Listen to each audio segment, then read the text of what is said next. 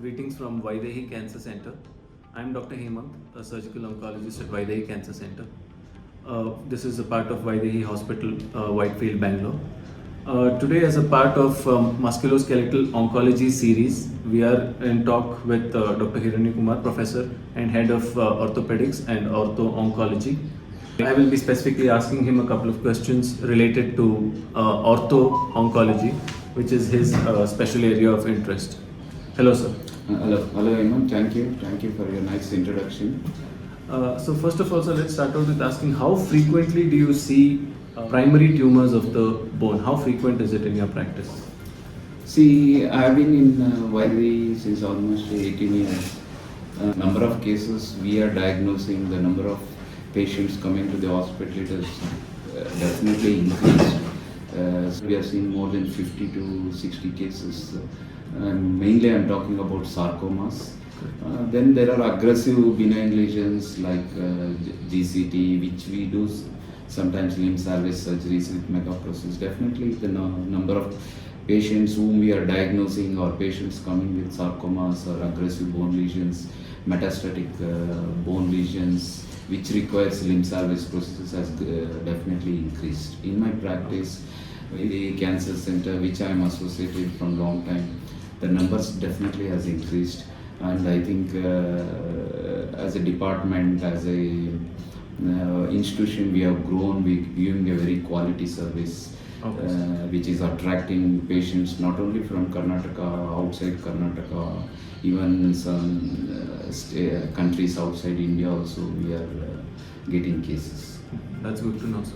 So how would you approach a patient with say for example a bone tumor? You are also an oncosurgeon, you know that it's a teamwork, it's a multidisciplinary approach. I think we have a tumor board, we involve the surgical oncologist, medical oncologist, ortho oncosurgeon, radiotherapist, then pathologist.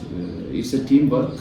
We follow all the guidelines which are practiced worldwide.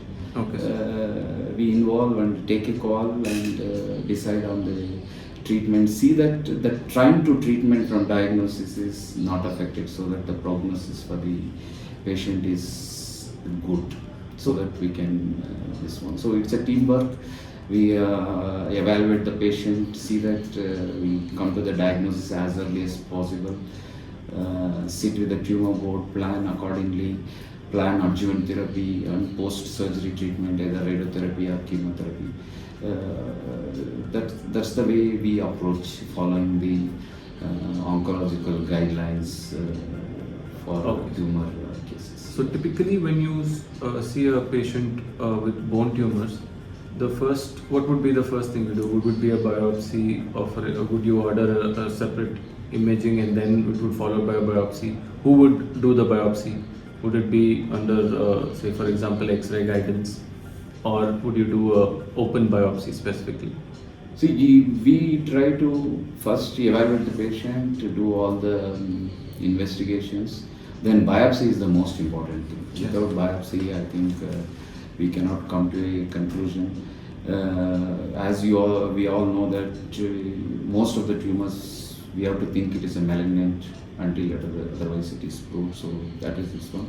Most of the time it is either done by us or the surgical oncologist or the interventional radiologist, using either the CT guided or ultrasound guided. Usually the core needle biopsies are usually preferred, unless if the tissues we get is very less or inconclusive. We go for open biopsy. Otherwise, most of the time it is a core needle biopsies. So ideally, it should be done by an ortho oncologist. Yeah, prefer an ortho oncologist or a surgical oncologist. The surgeon who is involved with the surgery should be part of that biopsy process. Correct. So that if you mess up with the biopsy, you might mess up with the limb or even life of the patient itself. So the biopsy is the most important aspect of bone tumor surgery. Correct. So the message would be that a bone biopsy to be done by the treating team itself, preferably at the site, at the place where the treatment is going to continue. Yes. So what would you do if somebody comes to you with a biopsy from outside? Yeah, these situations we come across very commonly because patients are coming from outside the country or outside the state. They come with all the worked up cases with even biopsy. We usually take opinion from our pathologist. With the slides, we review the slides. We discuss with the pathologist. If we are not in that means we repeat biopsy and confirm before planning any definitive procedure. Okay. So what is the most common tumor you would see age-wise? If you can give us an idea, young age, middle age, what would be the most common you see in your practice? See, the pediatric age group in the first decade and second case, what we are commonly seeing is the sarcomas, Ewing's and osteogenic sarcoma is the most commonest we are seeing. Okay. In the older age group, we are seeing the chondrosarcomas are there, and then aggressive GCTs which have become extra compartmental, which cannot be managed with other than the limb salvage procedures. Okay. So, maybe secondaries with pathological fractures with good life expectancy. We do plan limb salvage surgeries, but the commonest is the pediatric sarcomas. Pediatric sarcomas. In the first Since decade and second. they occur at a very young age, so what are the most important things you would have to work up when you're for a young patient who is at a growing age? Yeah, challenges are young age and very aggressive lesions. We might have to remove a lot of bone and around the metaphysis, epiphyseal region, which can give rise to a lot of limb length discrepancy. Okay. In the older means as the child grows in the affected limb.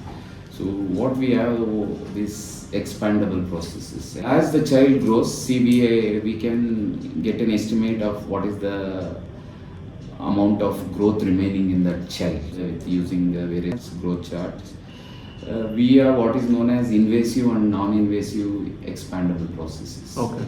Invasive is you have to do a minor surgery or a minimally invasive surgery once in 6 months or once in a year to lengthen the limb. Okay. Okay, that is the one which we regularly follow because the non-invasive is very costly and imported implant.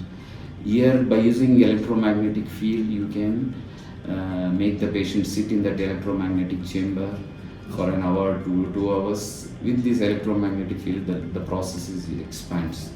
It's a very expensive and it is not feasible for the patients what we come across.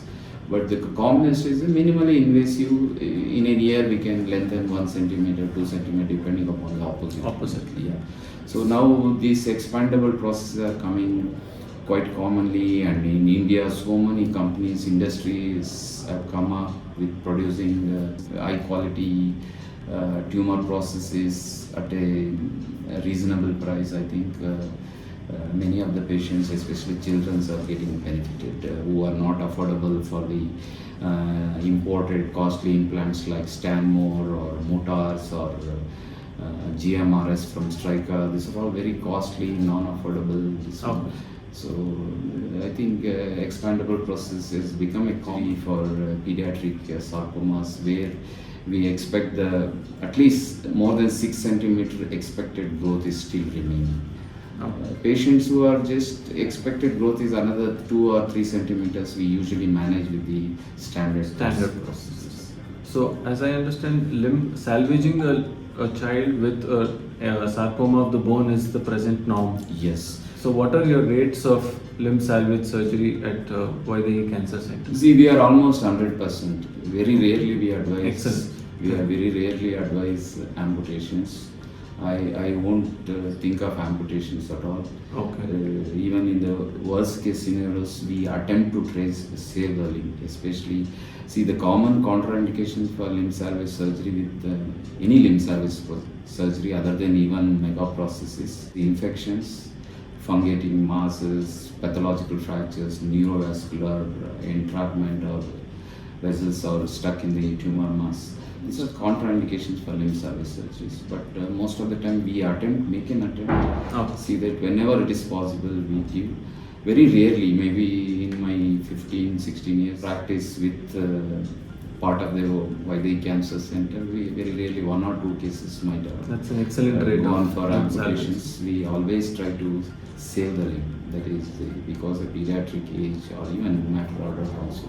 We should always save the Save the limb. limb. Yes. Correct. What is your experience with upper extremity, upper limb sarcomas of the bone?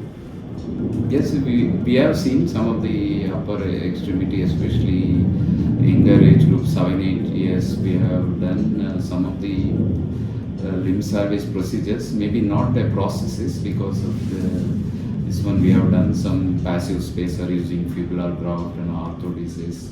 Okay.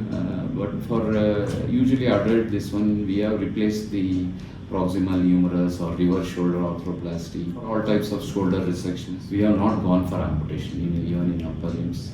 We have always tried to save the limb using different limb salvage procedures. As you know, there are sometimes we make a use of autograft or Correct. an allograft or Correct. irradiated tumor bone or a Correct. pasteurized this one.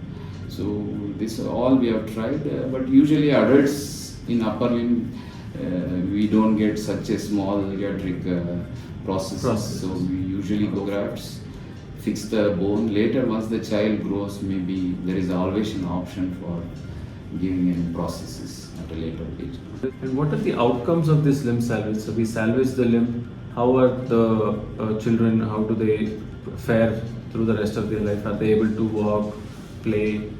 How many of them have? See, that is the beauty of limb salvage surgery. See, you remove the diseased tissue, Yes. diseased involved muscle, Yes. involved bone, Yes. but you still give the almost near normal function of the limb. That is the That's beauty of a excellent. limb salvage, especially I'm talking about endoprosthesis. Okay. So that would be the ideal scenario. You have to remove the diseased part, Okay. replace with a prosthesis which gives you a near normal limb with good oncological outcome, functional outcome. Main advantage of an endoprosthesis is patient is mobile, Correct. joint is stable or the limb is stable, is early to weight bear, return back to his normal activities as early as possible. That is the greatest advantage of an endoprosthesis compared to other limb salvage procedures. Telling about children's, what is the survivability of the processes. See, a good process is the survivability, the processes I'm telling you, not of the patient. Yes. How long the process? How long will the survive? process is, yes. A good process is especially what I was talking about, Striker or Motas. Or Yes. they're all high-end processes. Yes. Some of the established studies, they show 10-year survivability of almost 70%, 80%. That's excellent. Whatever we are using, what is the Indian modular, bipolar, what I have seen my patients or our patients in Vydehi Cancer Center, I think we are also as good as most of the outside studies. They perform reasonably well. Right. With good function. We get so many patients we see On follow-up, it is on yes. follow-up Yes. from coming from outside our state and outside our even country also. They come back with still the process is doing well. Now, there are some complications like aseptic loosening is one of the commonest complication we come across, but still our rates Very, are very less. Very less. less. Okay. Thank you, sir. That was an excellent Yeah. elaboration Yeah. on how Vydehi Cancer Center manages extremity bone Yeah. tumors. Thank you, Dr. Hiranya. Thank you, Emma.